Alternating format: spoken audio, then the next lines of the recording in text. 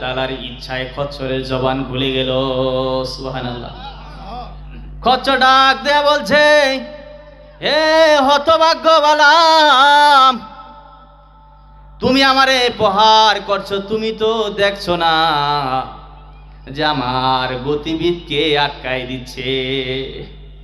আল্লাহর ফেরেশতারা আমারে আর সামনের দিকে অগ্রসর হইতে দেয় না, কারণ যেই মানুষটার বিরুদ্ধে তুমি দোয়া করার জন্য যাচ্ছ সেই মানুষটা তো আল্লাহর পয়গম্বর, তিনি তো ভালো কথা বলার জন্যই আসতেছেন।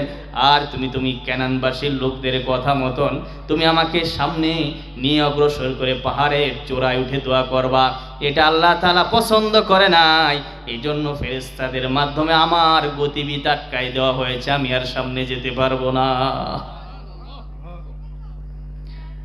বালাম ইবনে বাওরা খচ্চরকে রাখে দিয়ে পাহাড়ের চূড়ায় উঠে গেলেন, তার সাথী সঙ্গীদেরকে নিয়ে পাহাড়ের চূড়ায় উঠলেন। যে কিভাবে মুসা আসে, কিভাবে তার সাথী সঙ্গীরা সামনের দিকে আসে একটু দেখার জন্যে, আর ওইখানে দোয়া করবেন। কাছাকাছি যখন চলে আসবে, যখনই পাহাড়ের চূড়ায় উঠে আল্লাহ তাআলার কাছে হাত তুললেন, মুসা এবং তার সঙ্গীদের জন্য যখনই বরদোয়া করে, মুখ দিয়ে বরদোয়া বের হয় না, মুখ দিয়ে নেক দোয়া বের হয়। যখনই মুসা এবং তার সঙ্গীদের জন্য বরদোয়া করে, বালাম ইবনের বাওরার মুখ দিয়ে নেক দোয়া বের হয়। আর যখনই কেনানবাসীর জন্য দোয়া করে, তখনই ওইটা বরদোয়া হয়ে যায়। কেনানবাসী ডাক দিয়া বলে, হে বালাম, তুমি তো ভুল করছো, তোমারে যেই জিনিসটার জন্য আমরা নিয়ে আসছি, যেই কথাটা বলার জন্য নিয়ে আসছি, যার বিরুদ্ধে দোয়া করার জন্য তোমারে ডাকে নিয়ে আসছি, এত উপঢৌকন, এত সম্পদ দেওয়ার প্রস্তাব তোমাকে আমরা রাখছি, আর আজকে উঠে তুমি আমাদের বিরুদ্ধেই দোয়া করছো, আর মুসার পক্ষেই দোয়া করছো। বালাম ইবনে বাওরা ডাক দেয়া বলে, হে কেনানবাসী, আমি শত চেষ্টা করে তোমাদের পক্ষে দোয়া করার জন্য কোনো কিছু আমার মুখ দিয়ে বের হচ্ছে না, যা চাচ্ছি তার উল্টাটা হয়ে যাচ্ছে। আমি মুসার বিরুদ্ধে কথাগুলা বলি, আল্লাহ তাআলা আমার মুখ দিয়ে মুসার পক্ষে কথাগুলো বের করে দেয়। আমার কোনো দোষ নাই, তোমাদের কথার কারণে, তোমাদের কথা ধরার কারণে আমি দুনিয়া এবং আখিরাত দুইটাই হারাই ফেলাইলাম। আল্লাহ তাআলা আমার যে নিয়ামত দান করেছিলেন, এই নিয়ামত আমার থেকে নিয়ে নিলেন, এটা আমার থেকে চলে গেল তোমাদের কথার কারণে। তবে আজকে আমরা যেহেতু আমাদের যে পরামর্শ ছিল, যেই কার্যকলাপ আমরা সিদ্ধ করতে চেয়েছি, সেটা যেহেতু পারি নাই, তবে আমাদের ষড়যন্ত্র এবং কৌশল এখনো বাদ দেওয়া যাবে না। আমার জীবন যাহাতো শেষ, আমার দুনিয়া যাহাতো শেষ হয়ে গেল, পরকাল যাহাতো শেষ হয়ে গেল, তবে তোমাদেরকে আমি একটা পরামর্শ দিচ্ছি। এই পরামর্শ অনুযায়ী যদি তোমরা কাজ করতে পারো, তাহলে এই মুসা এবং তার সঙ্গীদের অবস্থা খারাপের দিকে যাবে এবং তারা বেইজ্জতি হবে। বালাম ইবনে বাওরা পরামর্শ দিলেন, শোনো কেনানবাসী, দোয়া করলাম, দোয়া তো কাজে লাগলো না। এখন তোমাদের এই কেনানবাসীদের মধ্যে যারা সুন্দরী রমণী আছে, এদেরকে সাজিয়ে, এদেরকে সাজগোজ করিয়ে, এদের হাতে দ্রব্য, এদের হাতে ফল ফলাদি দিয়ে ওই মুসার সাথে যে সঙ্গীরা আসছে এদের তাঁবুতে পাঠাইয়া দাও। যদি তাদের কাছে পাঠায় দিতে পারো, আর মুসার সাথে যে সঙ্গীগুলা আসছে এদের মধ্যে থেকে যদি একজন এই ষড়যন্ত্রের মধ্যে পড়ে যায়, তাহলে তারা যে মিশন নিয়ে এসেছে, মিশন সাকসেস হবে না। পরামর্শটা তো অনেক ভালো, তাদের কাছে ভালো লাগছে, ঠিক আছে, দোয়া দিয়াতে যেহেতু কাজ হয় নাই, রমণ দিয়া এখন আমরা আমাদের বিষয়টাকে সিদ্ধ করতে পারবো। তাই তারা তাদের সমাজের মধ্যে, তাদের অঞ্চলের মধ্যে থেকে সুন্দরী সুন্দরী নারীদেরকে দিয়ে, দ্রব্য সামগ্রী দিয়ে তাদের তাঁবুতে পাঠিয়ে দিল। মুসা আলাইহিস সালামের এবং বনী ইসরাঈলের লোকজনদের কাছে পাঠিয়ে দেওয়া হলো।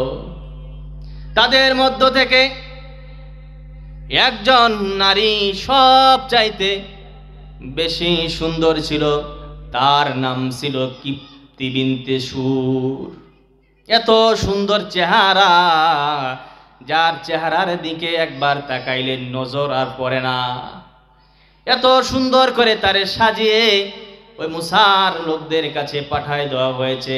ওইখান থেকে একজন ব্যক্তিকে যদি তুমি হাসিল করায় নিয়ে আসতে পারো, আমাদের পক্ষে যদি নিয়ে আসতে পারো, তাহলে আমরা বিজয়ী হয়ে যাব, মুসা ধ্বংস হয়ে যাবে, আল্লাহ তার প্রতি রাগ হয়ে যাবে, আর যে মিশন নিয়ে সে এসেছে এই মিশন সে বাস্তবায়ন করতে পারবে না।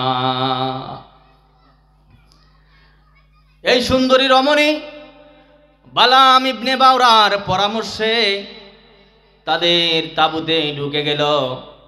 সর্বপ্রথম এবং যেই ব্যক্তিকে ফিতনার মধ্যে ফেলিয়েছিল তার নাম হচ্ছে জামির বিন শালুম। তার এই নারী যখন তার সামনে দিয়ে গমন করলো, হেঁটে যাচ্ছে, চোখের পলক দিয়ে দেখে যে আমার জীবনে এত সুন্দর নারী আর আমি কোনোদিন দেখি নাই। সাথে সাথে ওই নারীর হাতের মধ্যে হাত আটকিয়ে ধরেছে। ধরার পরে মুসার কাছে চলে গেছে। যাওয়ার পরে নিজেই প্রশ্ন করে, হে পয়গম্বর, আমি যে আজকে যে নারীকে নিয়ে এসেছি, আপনি বলার আগে আমি আপনাকে বলছি, আমি যে নারীকে এখানে নিয়ে এসেছি আপনি বলবেন এই নারী আমার জন্য হারাম। মুসা বলবেন, হ্যাঁ অবশ্যই, তুমি যে নারীকে নিয়ে এসেছো, যে নারীর প্রতারণায় পড়েছো, যে নারীর ষড়যন্ত্রে পড়েছো, এটা তোমার জন্য হারাম। জামির বিন শালুম বললেন, আমি এই বিষয়টা মানি না, আমি আপনার কথা ধরতে পারি না। এই নারী আমাকে উন্মাদ করে ফেলেছে, আমাকে তার রূপে বিমোহিত করে ফেলেছে, আমাকে পাগল করে ফেলেছে, আমি পারবো না, আমি আপনার কথা আজকে ধরতে পারবো না।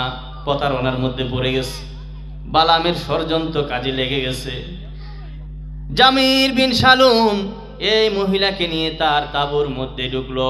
তাফসিরে ইবনে মাজহারিতে লিখেছেন, যখন তাঁবুর মধ্যে সে প্রবেশ করলো, বেবিচারের মধ্যে যখন লিপ্ত হয়ে গেল, তখন এই লিপ্ত হওয়ার পরে বনী ইসরাঈলের যে লোকজন এসেছিল তার থেকে 70,000 লোক পেলেক রোগ হয়েছিল মুহূর্তের মধ্যে। অর্থাৎ অপকর্মের সাথে, বেবিচারের সাথে যখনই জড়িত হয়ে গেছে, সাথে সাথে বর্ণনা আসছে 70,000 লোক পেলেক রোগে মারা গেছে, সবারই রোগ ধরে গেছে। এই সময় যখন এইভাবে পরিস্থিতি চলতে থাকলো, আরেকজন গোত্র প্রতিনিধি ছিল, তার নাম ছিল বিন মারওয়ান। ইনি খুব শক্তিশালী ছিল এবং মুসা আলাইহিস সালাম তারে যে সৈনিকগুলো পাঠানো হয়েছিল, এই সৈনিকদের বিচারক তাকে বানানো হয়েছে। ওই সময় ঘটনাস্থলে এই বিন মারওয়ান উপস্থিত ছিল না। এতগুলো ঘটনা সে করে ফেলছে। আসার পরে দেখে, যখন ঘটনাস্থলে আসার পরে দেখে যে লোকের তো রোগ ছড়াই গেছে, কি হলো, এত সুন্দর ভাবে আমরা সবাই আসলাম, হঠাৎ কি এই কারণ হলো কেন?